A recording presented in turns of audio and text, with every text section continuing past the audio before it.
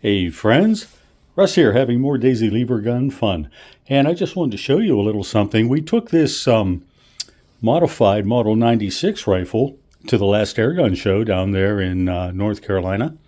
And there was a lot of interest in it. Unfortunately, nobody seemed to want to take it home with them. So I brought it back home here. And I thought it would be a good idea to let everybody know what some of the most interesting parts of this gun are. If you look at the stock, it still has the Monte Carlo style hump on the stock, but I've added a cheek piece to it and blended that right in to the stock. The butt plate is a piece of hammered aluminum.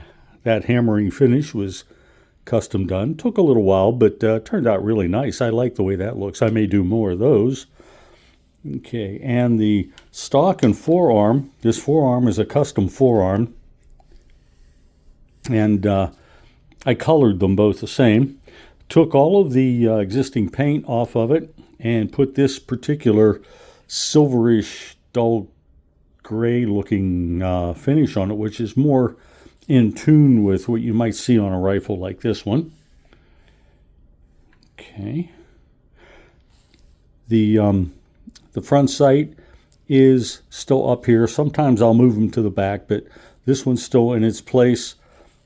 I do have the force-fed Model 25 style shot tube on this one, and a custom front sight, which I made that band and customized the taper on the sight. I was able to put a patch over top of the old loading gate hole because it's no longer necessary with the force-fed shot tube. But the pièce de résistance here is that this is now a bayonet sporting rifle. Now, just take this. Let me show you some of the features of this bayonet. First of all, it's not a real blade.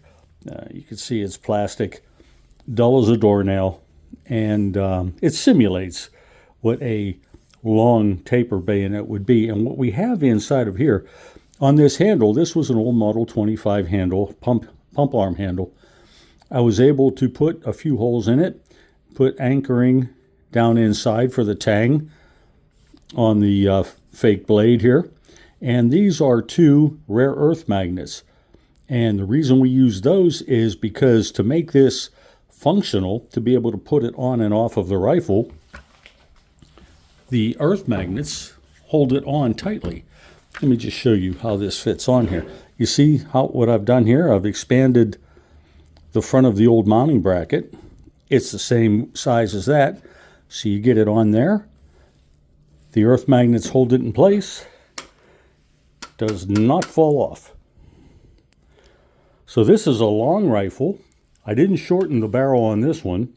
This is a long rifle with a custom stock, custom coloring. I changed out the old metal caulking lever to one of the new Daisy polypropylene caulking levers. And I added a custom-made bayonet, custom front sight, and she's looking really good. You can see why there was so much interest for this thing at the show. Well, friends, if you've ever done anything like this, I'd like to know about it. If you know anyone who might be interested in this, give me a holler. Also, don't forget to subscribe. You'll get notifications if you subscribe, and we'd like to have a thumbs up because, after all, positive feedback is the best. All right, folks, stay safe, and we'll be talking to you soon.